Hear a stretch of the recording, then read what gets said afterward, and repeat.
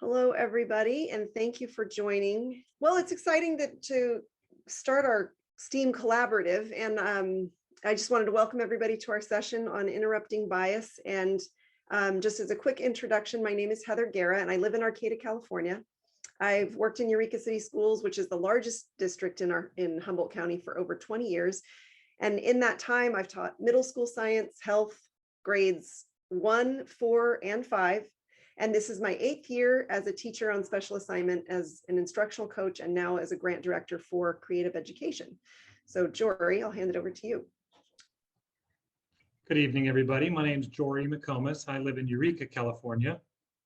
And this is my 2nd year in Eureka City Schools and my 1st year as an educational technology specialist. I've been teaching for 18 years.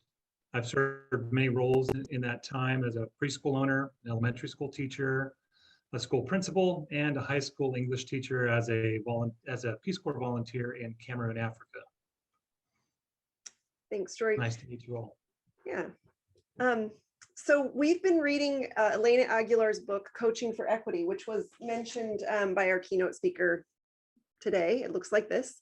And in this book, Elena Aguilar says that every coaching conversation that she has is about equity. So as we improve our practice, it is toward equitable, safe learning environments and improved outcomes for all students. So the focus of our work today is to skill up so that we're better prepared in what to say to interrupt bias with teachers or administrators that we support, or even students. I don't know if you've ever been in this situation before, it's likely, but I have certainly had conversations with people, whether it's students or teachers or administrators, where somebody says something, I feel very uncomfortable and I don't know what to say. I walk away and later I think about it, and then I come up with some response to say, so that I can interrupt something that sounded problematic to me. So by doing this kind of practice, I feel like I'm closing that gap with being able to interrupt bias or advocate for students in real time, as opposed to trying to think it through later. So that's the goal, is just practicing as we move along. We know that some of the conversation, and if it brings up feelings, this can be an emotionally sensitive topic. Conversations about implicit bias and explicit bias can raise memories, the times that you have experienced implicit bias or times that you have expressed implicit bias to others. So if you have uncomfortable feelings after this episode, don't keep those inside. Make sure you talk to a friend or a colleague, someone trusted in your life, to deal with that. So our objectives for this short session together are we're just going to cover a quick definition for implicit and explicit bias, practice responses that interrupt bias, unpack some coaching moves in potential responses, and please have a pencil or something to write with, pencil, paper, pen, something like that, because we'll give you an opportunity to journal some practice responses. We won't have you necessarily share those out unless you'd like to. But we will ask you to participate in just sharing out thoughts as we move along. In a moment, we are going to ask you to use your Annotate tools. So this was just a visual. We did check to make sure that they work, but here's a visual where you may find those tools. If you drop down from View Options and find your Annotate option here, brings up this tool, and you can find the stamp or the draw. And again, if this is not a feature available for you, you can also use the chat. All right, we'd like to take a minute just to give a basic explanation of implicit bias versus explicit bias. These are some very general terms for the differences between the two. These are taken from the Kirwan Institute out of Ohio State University. Definition of implicit bias refers to our unconscious attitudes, reactions, stereotypes, and categories that affect behavior and understanding. For example, in higher education, implicit bias often refers to an unconscious racial or socioeconomic bias towards students, which can be as frequent as explicit bias. Explicit bias refers to the attitudes and beliefs we have about a person or group on a conscious level. Much of the times, these biases and their expressions arise as the direct result of a perceived threat. When people feel threatened, they are more likely to draw group boundaries to distinguish themselves from others. Today, we're going to be focusing specifically on the implicit bias that may come up in conversations, in coaching conversations with teachers. Okay, Heather. I'd like to take a minute just to kind of, fire up your neurons and make some connections to personal experience or activate our prior knowledge about bias. So if you will, with me, close your eyes. We're going to rest your hands in your lap or somewhere comfortable and take 2 or 3 nice, slow, deep breaths. Try and get yourself relaxed.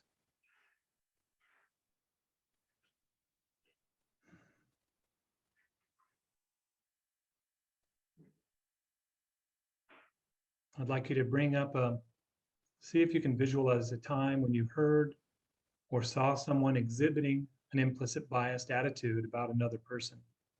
Maybe it was based on their age, gender, clothing, sexual orientation.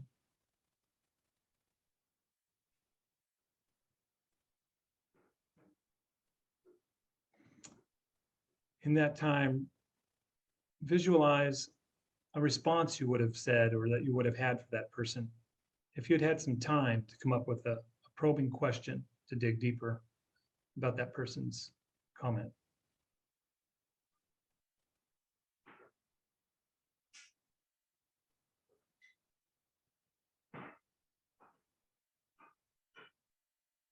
Okay. You can open your eyes. Having kind of made some connection, many of us have connections, and we've either heard or been the person potentially making these comments. It's going to be important as we move forward to kind of have that personal connection to something. Thank you. We know that shaming doesn't work, and it's why coaches and leaders need skills, and why we're trying to upskill today and become better at this.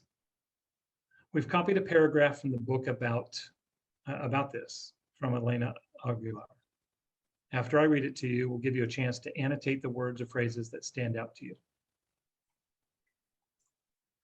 Okay, we already looked at this, so I'm going to zoom through that again. Okay.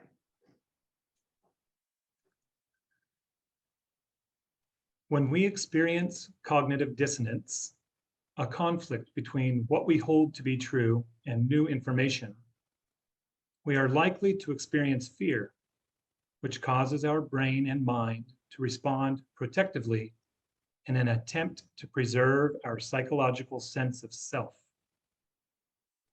So, if someone feels like you're attacking their beliefs, they'll armor up to protect those beliefs, especially if the beliefs are tied up with their sense of self and identity. Our mind experiences a threat to identify just like a threat to our body. A threat to identity, just like a threat to our body. Our neurological and physiological response to a perceived threat makes the belief get stronger and more entrenched.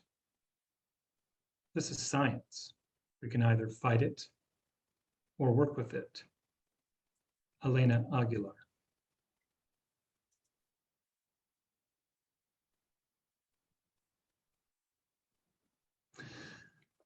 So there's the passage I just read.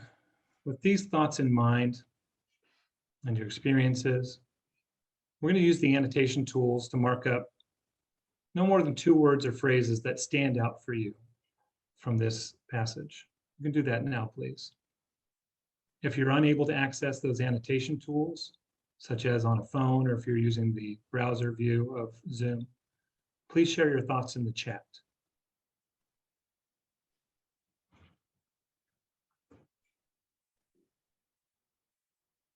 Mm-hmm.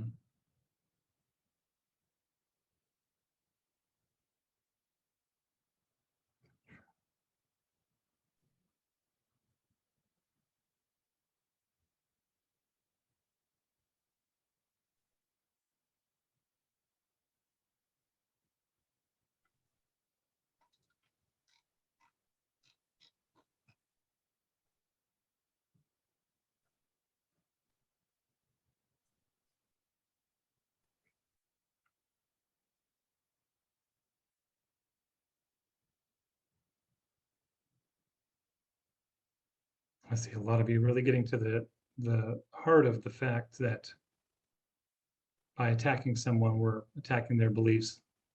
They armor up, see a perceived threat. We're attacking their sense of self and identity when attacking their comments.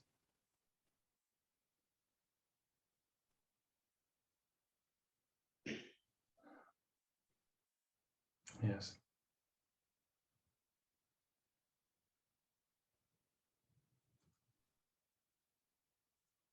Thank you.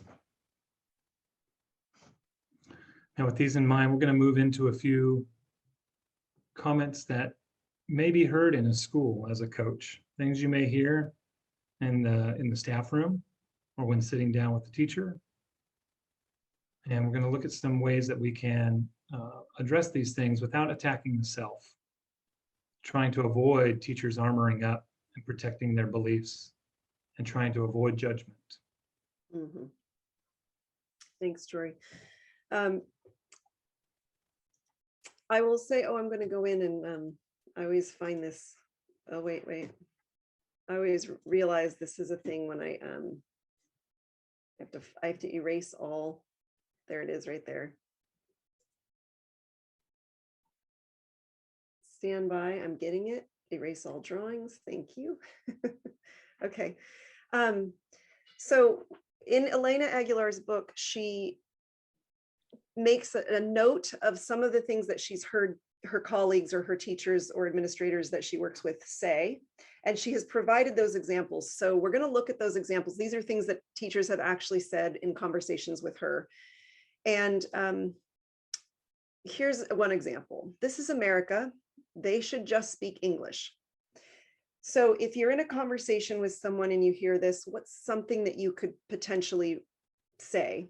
I want to give you 1 minute to craft a response. Go ahead and write something down, or if thinking is enough for you, that's okay. I'm going to be quiet for a minute and give you a chance.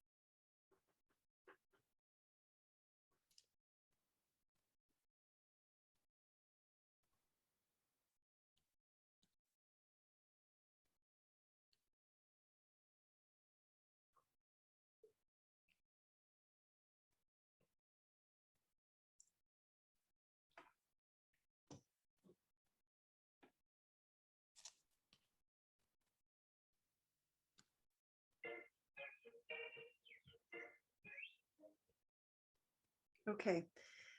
And I'm going to reveal some of the potential responses that Elena Aguilar has posed. But again, I want to preface that by saying the way that you would respond is, of course, going to depend on who it is, your setting, your relationship with the person. And this is not meant to be a, like, these are the right answers. It certainly is. Let's just look at some of the examples and you can see if something resonates with you. So possible responses are, what might happen if they spoke Spanish in class or another language, if that were the case? What's the worst case scenario? Or I'm hearing fear. Can you help me understand what that's about? Or where did this belief you hold come from? And I would like to open it up to just to dialogue, if you'd like, if anybody would like to speak out about what in these responses, is there something here that works for you? Is there something that you notice the coach doing? Or is there something that you crafted that you would respond that you want to share? So if anything here resonates with you or you'd like to comment, please use the raised hand feature and we'll open it up to discussion. Oops. There may be something here that you wouldn't use, for example, or you may share out your response.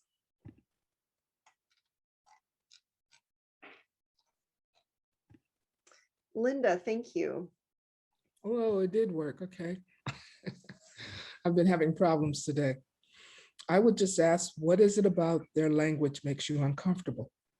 What is it about their attempt to speak English makes you uncomfortable? And how can we support you with what's making you feel uncomfortable? When people are navigating between their home language and a new language, they're toggling back and forth. We have to give them the benefit of the doubt. So how can I help you feel better about the experience you're having? Thank you for offering that. Veronica, please. Hello, everyone. I would really just let them know how positive it is to speak another language. And I would praise it as, oh my goodness, how wonderful it is that they're bilingual or multilingual. How lucky are they? They don't have to go through Rosetta Stone. And I would just say, how can I help you? Or knowing that I speak another language, like, how can I help you understand the value of speaking another language? Or what can I do to support you in that area? Thank you, Veronica. And I think that, yeah, bringing in your perspective in that relationship might be really helpful. Let's see. I'm looking. Anybody else want to offer a thought or something that works here for you, or something you notice the coach doing in these responses? I noticed that she's asking a lot of questions, open-ended questions.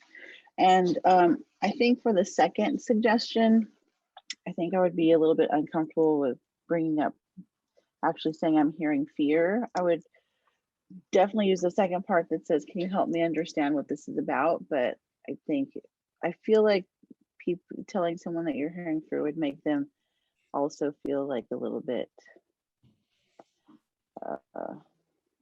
sorry, it's late, I'm tired. It would not make them feel a little bit defensive, like, what do you mean a fear? I don't feel fear. So. Thank you. Jorey and I, on our previous conversation, were also, I think, I don't mean to speak for you, Jorey, but I think we both agreed that that second comment about bringing up fear is not probably something that I would use. It is, again, it's going to depend on your relationship with the person you're working with.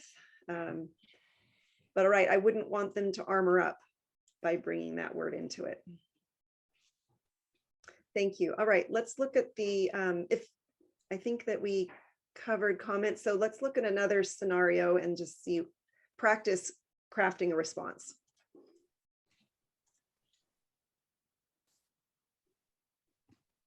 What do you expect? These parents don't care about their kids.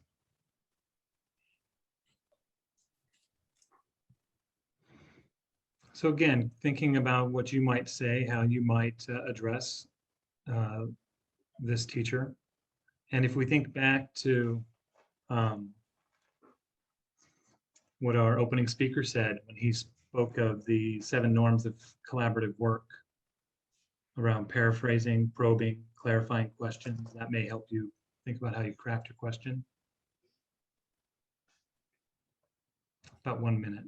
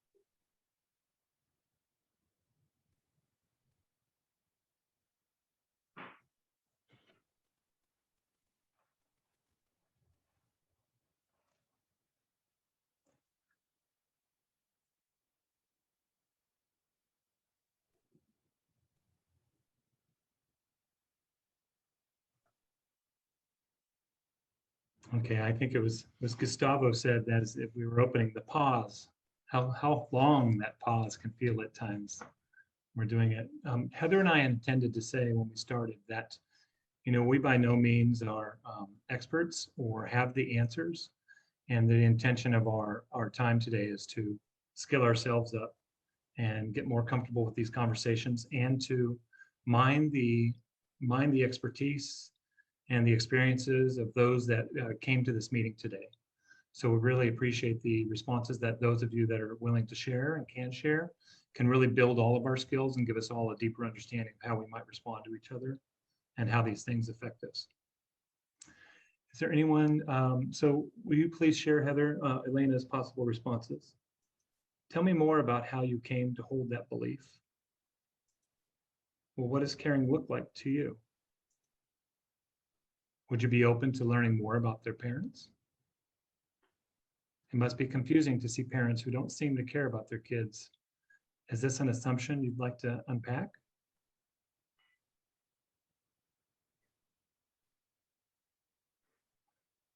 Okay. Are any of these responses speak to any of you? Are these similar to any of the responses that some of you drew up? Or would you like to share one that might be that individually that you would use in this instance?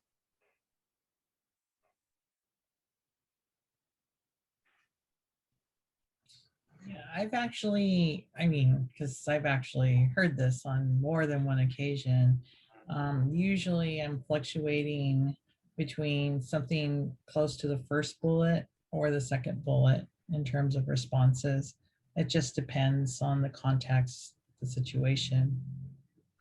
But when I have heard this statement being made, my first thing is, what really is the why? How are you coming to that conclusion? So I'm curious. Yeah, and I think that might be part of what Elena calls and others call that unpacking, right? Trying to clarify that. Veronica, I see a hand up. Yes, I was going to say, just as I didn't get your name, I'm so sorry. Just as a previous person said, that I've actually heard a conversation like this. Oftentimes that is why I do not enter the teacher's lounge, because I find myself during their time having to intrude during their time. So what I normally would say is, well, have you thought about maybe finding a little bit more about their background? Like, I know, and then I'll tell them, like, I know this family has a language barrier, or I know the parents work all day, or not everyone, like just taking them back to the real life, like situations, and just letting them know, well, I'm sure all parents care. As a parent myself, I find myself busy, just giving them the personal and then trying to have them open up. And again, usually they do open up because of the report that we have. So that's how I would handle it. Thank you, Veronica. I think it was Lena who had made a comment before you, Veronica, to connect you. Thank you, Lena. Thank you, Lena. Are there any other thoughts, responses, or reflections on this particular instance? I know this is probably one that many of us have heard when someone's feeling frustrated.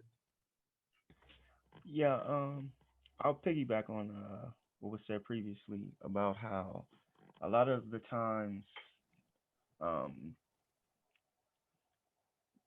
teachers are frustrated around parent participation, and sometimes out of frustration, teachers tend to forget that parents are busy, like was mentioned before. They may work long hours. They probably cannot, be as involved that they would like to be based on, life circumstance. So if I were to hear something like that, I would, try to rephrase it as, or redirect it, or, I would rephrase it as, so what I'm hearing, you say is, how we can, increase parent participation, despite parents having, busy schedules? Or how can we bring in another significant adult other than the parents that the parents respect? Something like that, because a lot of the frustration or the assumption of parents not caring is the lack of communication between teacher and student. I mean, teacher and parent. Yeah, I'd like to piggyback on that and ask, in what ways can we set up time for you and the parent to have a conversation, a meaningful conversation about the student, about the work, about what's going on, to get a deeper understanding. Yeah, because it is like the teachers are overwhelmed sometimes, and they feel folks are not stepping up, and they kind of tend to forget people are trying to keep the lights on and food on the table. And it's not, and they have the same aspirations for their children as others. It's just that they're extremely busy. I've encountered these type of statements, and it's all about supporting the teacher at that time because they're feeling overwhelmed. It's not even about the student or the family. It's about redirecting what's going on with them.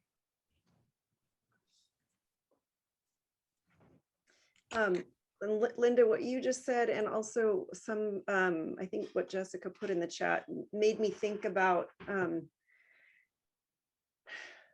supporting, and I hadn't thought about that until I was reading, from the chat and what you said, Linda, that maybe what I might want to do with this teacher also is try to find for them that balance between making allowances for a child who does have a difficult situation at home. If that is the case, it might be, or it might not be, and they're just making an assumption. So, but trying to find the balance between, like, we don't want to lower expectations for students necessarily, but where do we make accommodations for them and make an equitable and inclusive learning environment for students, whether their parents are involved or not. Right, you almost scared me when you said making allowances, because I was like, no, we're not trying to dummy down. No, but about reaching out to what resources are available. If it's middle school or high school, reaching out to the counselor or community-based organizations that are involved in the type of curriculum you're teaching. Maybe it's a STEM focused group, maybe it's a college going group, but organizations that can support your work within your site. And those organizations are always around, reaching out to the Wellness Center for some support around sitting down with the parent. And once again, don't forget, we're not sure what's really going on. So we have to walk lightly. It doesn't mean dummy down, though. That's the last thing we want to do. Agreed.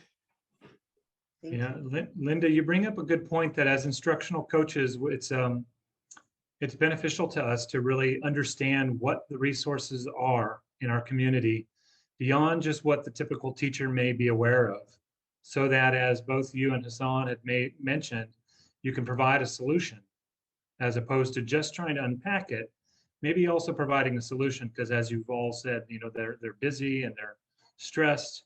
And if I can take a little of the work out of it by giving you that connection, giving you a number, making the phone call for you, or sitting in on a meeting to help you connect and understand that, that piece, that's one of the biggest parts, that support we can give as an instructional coach. Yeah, that's major. I could talk all day on that, but this is not my presentation, so I'm just gonna drop the mic. I do see a 10-minute warning. I know that Heather and I think we have a 5-minute wrap up at the end, but I think we have time for one more comment or one more of these situations, Heather. Yeah.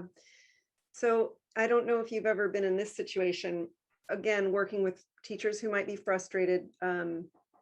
If they say, I can't do this, I just can't teach these kids. What is something that you might say to a teacher who says this? Go ahead and take a minute to write something down.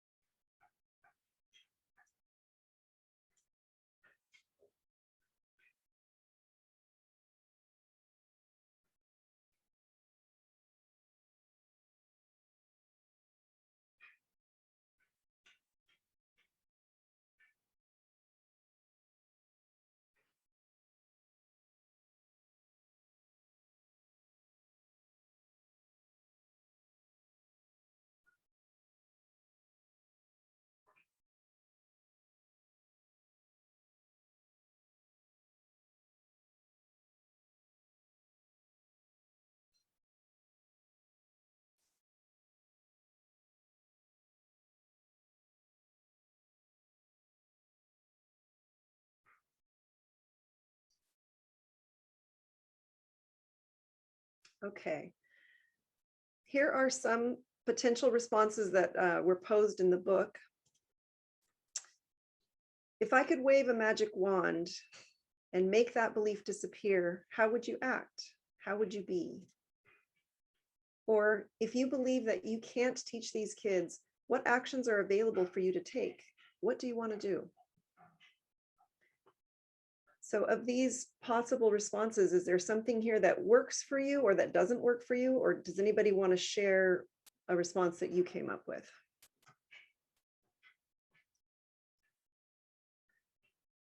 Veronica, I see that your hand is up. Is that from before or are you ready to share? It's from before. Okay.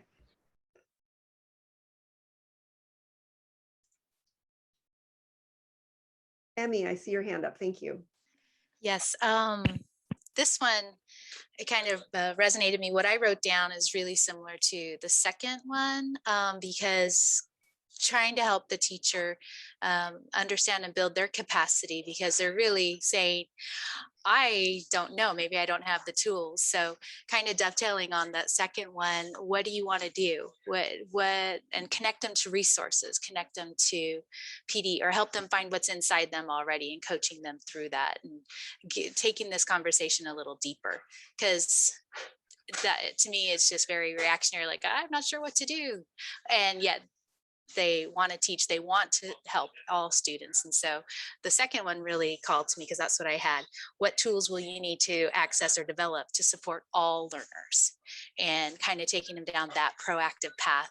And maybe let's co-plan, co-teach. You can tell I'm getting into that coaching mode right now. And what do you need to do? So kind of hopefully that's a starting point for that conversation. Because to me, it's just a deer in the headlights. I'm not sure what to do, frustration, and let's take it back a notch and let's continue to add to, well, you know, where you're at. So tapping into the resources, like Linda was saying too, sometimes we just feel like we have to do it all within these four walls or within our Zoom, and we forget it's more than just us in here. We need to add more people, and that's okay. It's okay to have support, to use our resources and to find out about them. And I think as coaches, that's where I've been able to grow a lot, is connecting teachers to the resources here. Well, did you know this? Oh, what about this? And, you know, and then they take it from there, you know, at your school site, your community, etc. So number 2 really kind of resonated with me in the approach. Thank you, Emmy. Linda, you had your hand, please. Yeah. Again, I hear a frustrated teacher, and I would want to validate what they're feeling, but then I would want to help to move them out of that in a way that they can try a different approach sometimes. Sometimes within the classroom structure, the way that you're used to doing things, it's not going to always work. You might have gotten great results before, but sometimes you have to modify that approach. As an example, if you have a student coming in, hat on backwards, a grill in his mouth, going, yo, yo, yo. He's excited about something. He wants to talk about it. He's telling his little friends. Validate him. Let him tell the classroom. After he tells the classroom, he feels a part of the classroom. That sense of belonging kicks in, and he sits down, and he's part of the community. He's part of what's happening. So a lot of times it's validating those teachers where they're feeling that, and helping them to see another approach, and, you know, to move it into another direction. That's just me. Thank you for that. Yeah, and I see the thumbs up reaction. Again, I think each one of these is going to be situational and different depending on our relationship with the individual and what their scenario is and who they're talking about.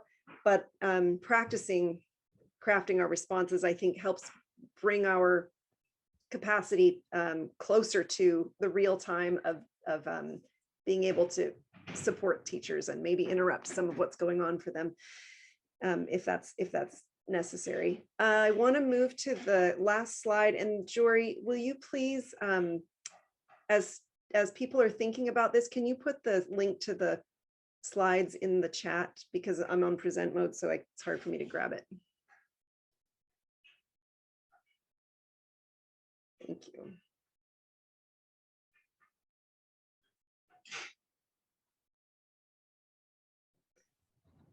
And Well, go ahead, Jorey. It's up to you. And just a note about the link. We did have some slides as presenters. We prepared ourselves. If we zoomed through all of those with no conversation, we had some additional things that we were going to do where we were going to kind of ask yourself which groups that you may find yourself working well with and or struggling to work with. So you'll see a few slides at the end that we didn't use, as well as a few other conversational pieces that came from Elena's book.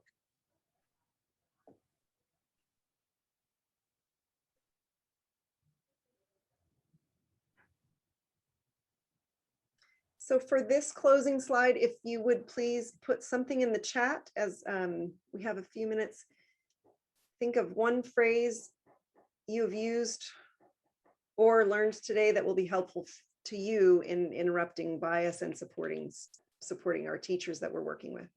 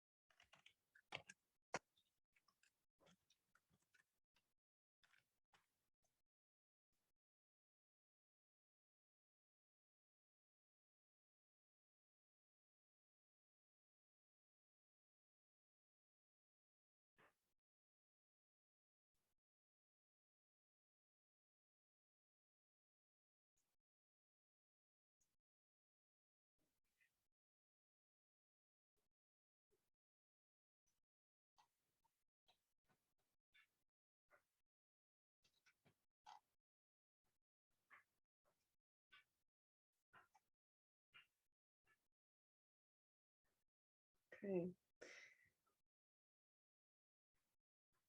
Great. I'm reading what's happening in the chat, as you can also see. Just practicing the ways that we can support teachers and ask them some reflective questions. The paraphrasing again from our keynote, again, pause, paraphrase, probing, pay attention to self and others. All of these are coaching moves that we're using in building equitable and safe learning environments for all students, and while supporting our teachers and administrators along the way. Any final thoughts, Jorey? If you want, I think the Kirwan Institute out of Ohio State University is a fantastic resource.